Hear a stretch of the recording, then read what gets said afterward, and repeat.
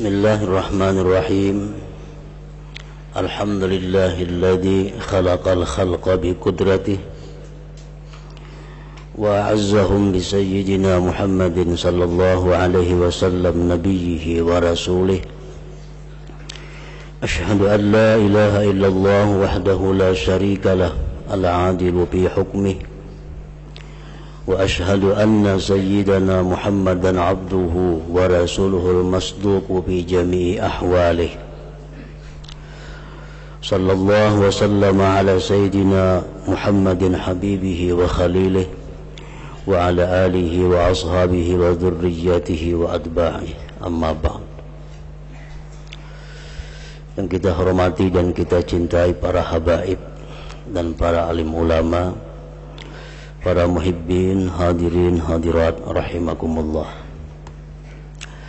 Puji syukur senantiasa kita haturkan kehadirat Allah Subhanahu wa taala yang selalu memberikan kita taufik dan hidayah serta inayah sehingga kita pada malam ini kembali dapat berkumpul bersama-sama di majlis zikir yang penuh barakah ini. Salawat dan salam kita haturkan kepada junjungan kita Nabi besar Muhammad sallallahu alaihi wasallam dan kepada seluruh keluarga, para sahabat, zuriat dan pengikut beliau. Para muhibbin rahimakumullah, al-hadithur rabi', hadis yang keempat dari 40 hadis al-arba'in nawawiyah. An Abi Abdurrahman Abdullah bin Mas'ud radhiyallahu ta'ala anhu qala haddatsana Rasulullah sallallahu alaihi wasallam wa huwa as-sadiqul masduq qala inna ahadakum yujma'u khalquhu fi batni ummihi 40 yawman nutfah thumma yakunu 'alaqatan mithla dhalik thumma yakunu mudghatan mithla dhalik thumma yursalu ilayhi al-malak fayampuhu fihi ar-ruh wa yu'maru bi arba'i kalimat bi kadbi rizqihi wa ajalihi wa amalihi wa syaqiyyun am sa'id. Fawallahi alladzi la ilaha ghairuh inna ahadakum la ya'malu bi 'amali ahli al-jannah hatta ma yakunu bainahu wa bainaha illa dhira' fayasbiqu 'alayhi al-kitab fay'amalu bi 'amali ahli an-nar fayadkhuluha wa inna ahadakum la ya'malu bi'amali ahli an-nar hatta ma yakunu bainahu wa bainaha illa dhira' fayasbiqu 'alayhi al-kitab fay'amalu bi'amali ahli al-jannati fayadkhuluha. Rawahul Bukhari wa Muslim.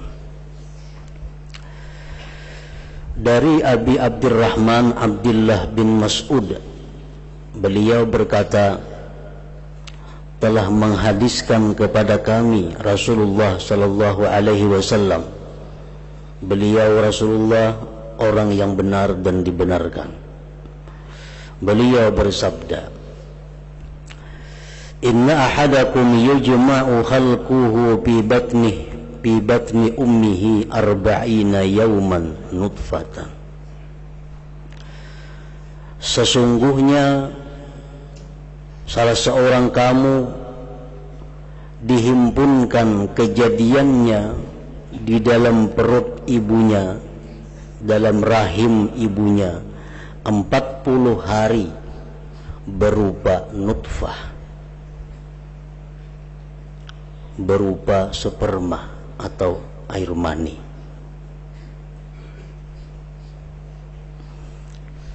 Itulah asal muasal kejadian manusia. Ibnu Mas'ud berkata bahwa nutfah, air mani itu apabila jatuh di dalam rahim ibu, di situ bercampur rahim, dalam rahim itu air mani laki-laki dan perempuan, maka air mani tadi memancar pada seluruh tubuh perempuan tadi selama 40 hari. Nah, kemudian turun air mani yang memancar di seluruh tubuh tadi kembali ke dalam rahim ibu. Begitu sampai dalam rahim ibu, Allah memerintahkan malaikat untuk mengambil sedikit tanah. Yang tanah itu nanti, yang tempat tanah itu nanti adalah bakal kuburnya. Diambillah sedikit tanah oleh malaikat tadi dan ditaburkan kepada air mani yang dalam rahim tadi, lalu dia menjadilah segumpal darah.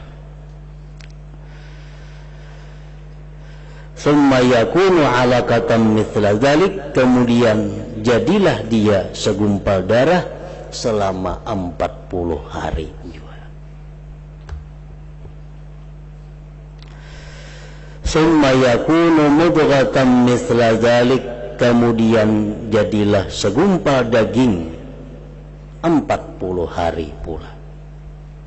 Nah, jadi itulah proses awal kejadian kita. 3 kali 40 hari. 40 hari pertama masih berupa mani. 40 hari kedua berupa darah. 40 hari yang ketiga berupa segumpal daging. Summa yursalu ilaihil malak, kemudian diutus kepadanya malaikat. Fayampuhu fihi ruh, maka malaikat itu diperintah Allah untuk meniupkan ruh pada janin yang ada di dalam rahim tadi sesudah berumur 4 bulan.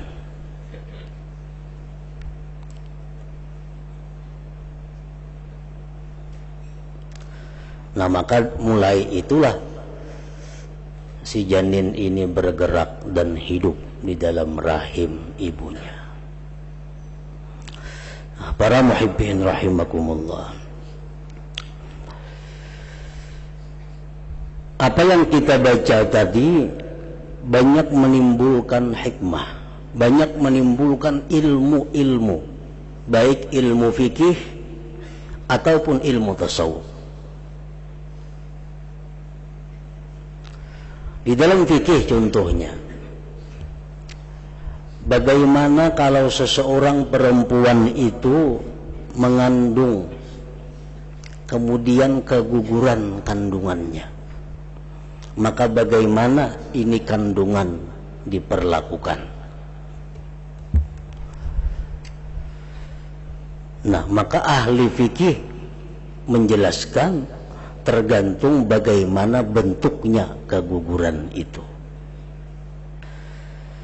Nah, jadi di sini ada 4 hukum mengenai masalah orang yang keguguran tadi. Pertama, kegugurannya berupa mudghah, berupa segumpal daging, segumpal darah, patak, sunat.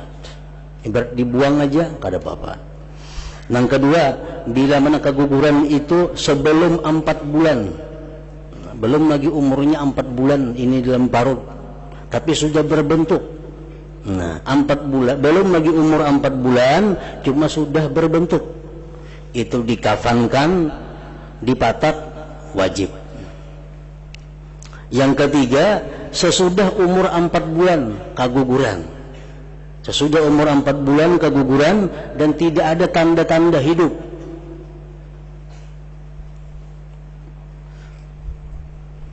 Sesudah 4 bulan keguguran, ranai kada sembunyian kekanakannya. Nah, ini cukup dimandii, dikapan, dipatak. Wajib itu. Nah, langkah keempat, bila mana sesudah 4 bulan, sesudah 4 bulan dia keguguran dan sempat hidup, nah itu sama seperti orang tua. Nah, itu antara lain yang timbul masalah fikih daripada apa yang kita baca tadi. Kemudian di dalam masalah ilmu tasawuf pun ada mengambil dari ini hadis, yaitu di mana tadi dikisahkan kejadian manusia itu 40 hari, 40 hari, 40 hari. Artinya apa? Itu menunjukkan tahapan-tahapan untuk mencapai kesempurnaan. Nah, demikian pula di dalam menjalani jalan ma'rifat kepada Allah. Itu pun diperlukan tahapan-tahapan sehingga dia bisa musyahadah kepada Allah Subhanahu wa taala. Itu adalah orang langsung bisa musyahadah kepada Allah kada kawa. Mesti ada tahapan-tahapan yang dilaluinya sehingga sampai kepada musyahadah itu.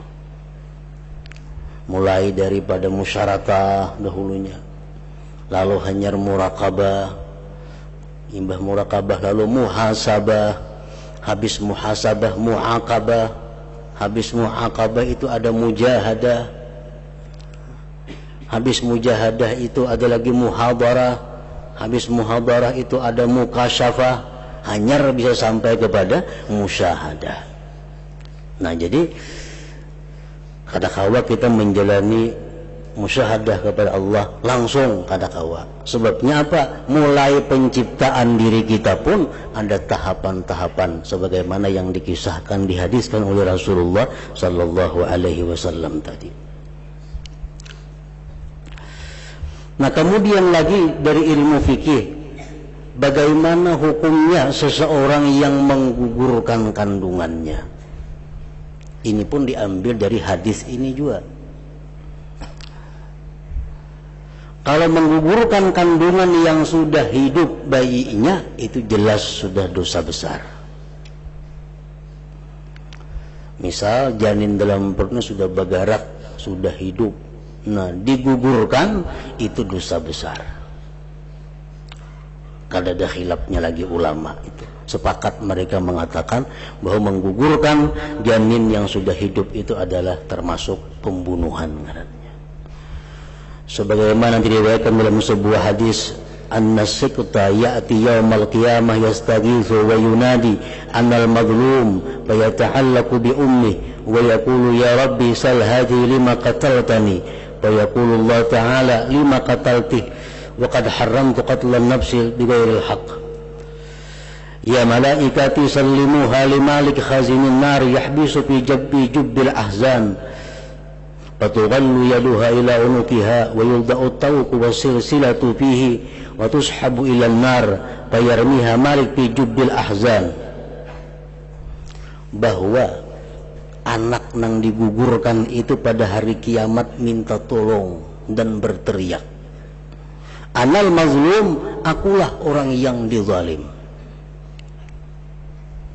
Maka dia bergantung dengan ibunya dan berkata dia, hai Tuhanku, tanya ini perempuan kenapa dia bunuh aku. Allah berfirman, kenapa kamu bunuh dia wahai perempuan, padahal aku telah mengharamkan pembunuhan itu. Wahai malaikatku, serahkan ini perempuan kepada Malik penjaga api neraka, agar si Malik itu menahan ini perempuan di dalam neraka yang bernama Jubbil Ahzan. Maka dibelenggu tangan perempuan tadi ke lehernya dan diletakkan kalung dan rantai di lehernya dan disirit ke dalam api neraka yang bernama Jubbil Ahzan tadi. Jubbil Ahzan itu nama bagian daripada bagian neraka. Wa fihi narun wa siba wa zanabir wa hayyatun wa aqarib tanhasul mu'azzabin wa zabaniyatu bi aidihim hirabun min nar. Jubbil Ahzan itu adalah bagian dari neraka yang di dalamnya ada binatang buas, ada penyangat-penyangat, ada ular dari neraka, ada kala dari neraka yang menggigit orang-orang yang diazab di situ. Dan ada zabaniyah, di tangan mereka ada tungkat-tungkat, ada tumbak-tumbak daripada neraka yang menusuk akan orang-orang yang membunuh di dalam dunia. Nah, jadi itu ancaman Allah kepada perempuan yang menggugurkan kandungan yang sudah hidup tadi. Nah, kalau kandungannya belum hidup, misalnya hanya berupa berumur 40 hari atau berumur 2 kali 40 hari atau 3 kali 40 hari tapi belum lagi ditiupkan roh, belum hidup, nah ini ulama fikih terjadi perselisihan pendapat. Ada yang mengatakan kada boleh juga digugur, ada yang mengatakan boleh. Itu kalau nang belum hidup. Para muhibbin rahimakumullah. Nah, jadi malaikat datang pembawa roh itu meniupkan di ubun-ubunnya, lalu hiduplah si kanak-kanak bayi yang di dalam perut tadi. Wa yu'maru bi arba'i kalimatin bi katbi rizqihi wa ajalihi wa amalihi wa syaqiyyun am sa'id. Malaikat itu diperintahkan untuk menulis. Di mana menulis? Para ulama mengatakan, sebagiannya ada yang mengatakan ditulis di antara dua matanya. Ditulis di situ apa? Rezekinya. Ini orang rezekinya banyak atau sedikit. Ditulis lagi umurnya berapa. Ditulis lagi amalnya, ini orang baik atau buruk. Dan orang ini celaka di akhirat atau dia beruntung di akhirat. Nah, itu ditulis di antara dua mata kita sesudah ditiupkan roh ke dalam janin tadi. Nah, para muhibbin rahimakumullah, ini hadis oleh para ulama dijadikan satu nasihat, dijadikan satu pedoman kepada kita. Pertama, ada mulham bir rizik, tiada risau dengan rezeki.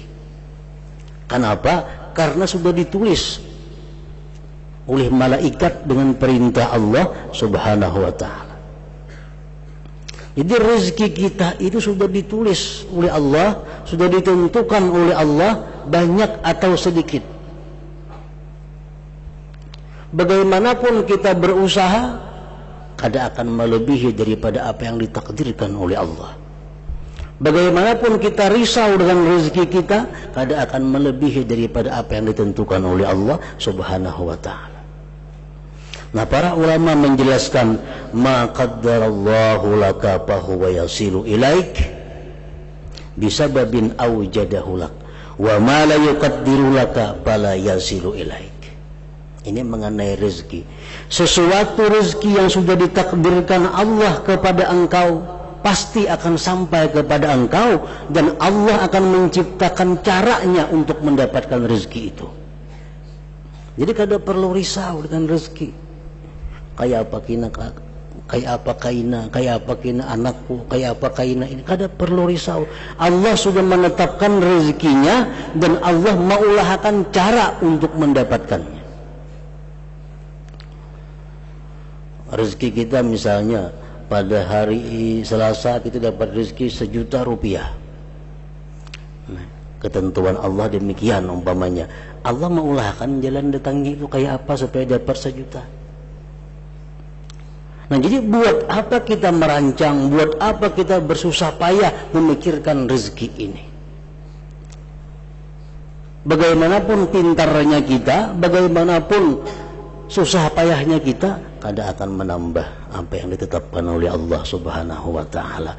Nah, ini ada mulham bir rizik, tiada risau dengan rezeki itu. Amun itu bukan takdir kita, kayak apa aja usaha kita, kayak apa aja doa kita, kalau itu bukan rezeki kita, kada akan kita dapatkan. Tapi kalau itu memang rezeki kita, Allah akan bisa mengulahkan caranya supaya sampai kepada kita. Yang kedua,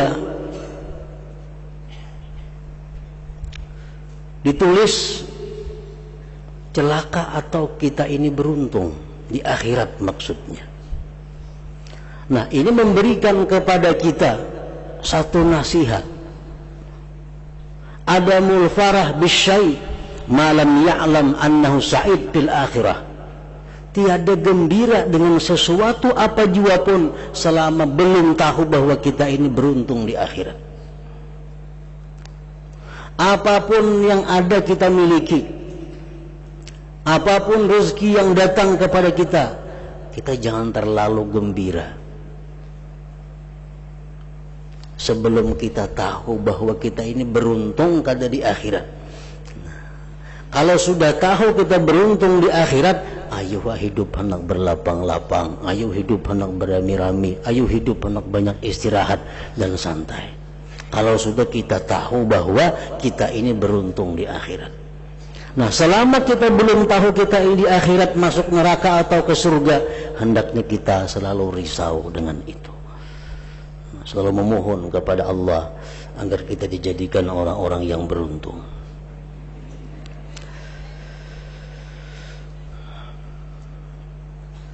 Wallahi alladzi la ilaha ghairuh inna ahadakum la ya'malu bi'amali ahli al-jannah hatta ma yakunu bainahu wa bainaha illa dhira' fayasbiqu alaihi al-kitab fay'amalu bi'amali ahli an-nar fayadkhuluha.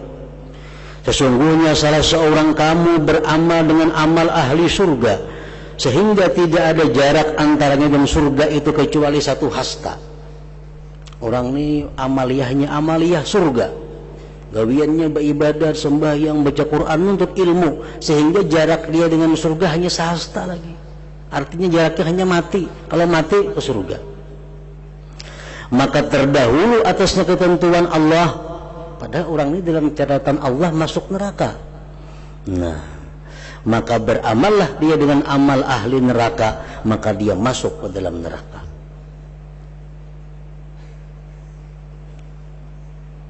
Orang ini sudah ditentukan Allah ahli neraka. Bagaimanapun dia beribadah, tapi akhir-akhirnya dia akan berbuat amalan yang menyebabkan dia masuk ke dalam neraka. Pada zaman dahulu pernah diceritakan Rasulullah SAW berperang bersama para sahabat. Nah, di antara prajurit Rasulullah ini ada laki-laki yang sangat berani. Kadang kau melihat ada celah, masuk, membunuh beberapa orang kafir. Ada sahabat yang menyampaikan kepada Rasul, wahai Rasulullah, lihat itu kawan kita sangat berani melawan orang kafir. Berapa banyak orang kafir dibunuhnya. Nabi kita bersabda, huwa binnar, nyematikan nerakanya Nabi kita tuh. Nah, sahabatnya takjub, ini orang berjuang membunuh orang kafir, matikan neraka. Lalu sahabat tadi mengiringi laki-laki tadi. Nah, diiringinya laki-laki tadi. Akhirnya apa? Laki-laki itu ditumbak oleh orang kafir. Lalu dia rabah, gugur. Kada tahan menahan sakit, mengambil pedang seorang, mencucuk awak seorang, akhirnya mati. Nah, mati dalam keadaan bunuh diri ngarannya. Padahal luar biasa asalnya amalan ahli surga diamalkannya. Nah, ini hikmahnya bagi kita apa? Bahwa kita jangan sekali-kali memegang apa yang telah kita amalkan. Kita merasa beramal ini, kita merasa membaca ini, kita merasa kita mati ke surga, jangan. Selalu hati kita ini ada khawatir tentang akhir hayat kita. Lalu kita berpegang kepada Allah, kita mohon kepada Allah. Nah, itu gunanya. Contohnya tadi.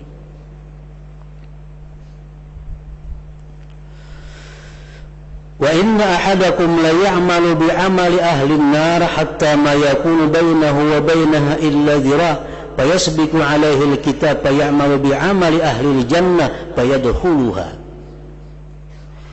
Sesungguhnya salah seorang kamu sungguh beramal dengan amalan ahli neraka. Orangnya sepanjang hidupnya minum arak, berzina, berjudi, merampok habis. Sehingga jaraknya lawan neraka sehasta lagi. Tetapi orang ini dalam takdir Allah beruntung, matinya ke surga. Nah, begitu di akhir hayatnya dia berubah, dia tobat, dia kembali ke jalan yang benar, mati. Maka matinya orang ini adalah min ashabil jannah, termasuk orang ahli surga. Nah, jadi orang-orang yang selama ini maksiat, yang selama ini durhaka kepada Allah, jangan berputus asa bahwa rahmat Allah itu sangat luas. rahmat Allah kada kawa dibayangkan bagaimana keluasannya. Para muhibbin rahimakumullah, di dalam kitab Al-Jawahir Al-Lu'lu'iyah disebutkan kisah yang berkaitan dengan ini, hadis ini. Ada sepasang laki-laki dan perempuan ini berbeda agama. Laki-laki Muslim, si perempuan ini Nasrani. Nah, tetapi ini dua manusia saling menghendaki menjadi pasangan suami istri.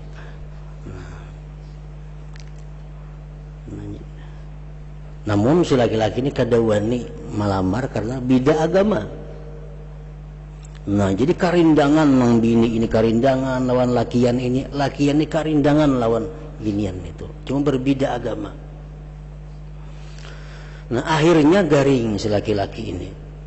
Garing. Ujar laki-laki nang Islam ini, amun aku ni agama Islam, si perempuan itu agama Nasrani. Mati aku kada tak kumpul kena di akhirat. Baik aku bakapir aja cuman di akhirat tak kumpul kena. Dikiranya di neraka tuh kawak lu kawin kena. Nah. Jadi mun aku Islam, si perempuan itu Nasrani, mati aku kada tak kumpul kena di akhirat. Baik aku bakapir aja.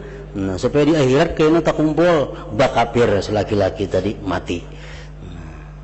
Matinya dalam keadaan neraka. Si bini-bini garing juga. Ujian bini-bini pun aku nih agama Nasrani, sedangkan lakian tuh Islam. Kada tak kumpul aku kayaknya di akhirat. Jika aku Islam, aduh lo. Nah,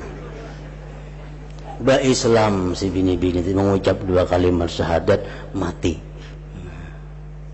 Padahal hidupnya sepanjang masa Nasrani. Laki-laki itu sepanjang masa Islam, tapi di akhir hayatnya berubah karena ketentuan dari Allah Subhanahu wa taala. Si laki-laki itu syaqiyun, orang yang celaka, si perempuan ini sa'idah, orang yang beruntung di akhirat.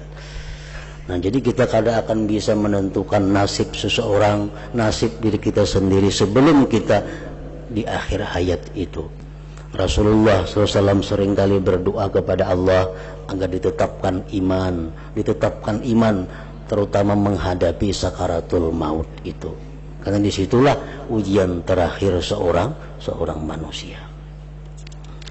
Nah, ini hadis riwayat Bukhari dan Muslim. Nah, selanjutnya hadis yang kelima.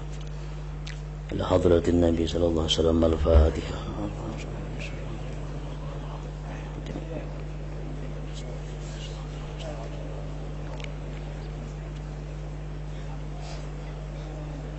أشهد أن لا إله إلا الله وحده لا شريك له أشهد أن سيدنا محمدا عبده ورسوله لا إله إلا الله نستغفر الله لا إله إلا الله نستغفر الله لا إله إلا الله نستغفر الله لا إله إلا الله ونتوب إلى الله لا إله إلا الله محمد رسول الله صلى الله عليه وسلم فيا أيها الرجل منه شفاعة صلوا عليه وسلموا تسليما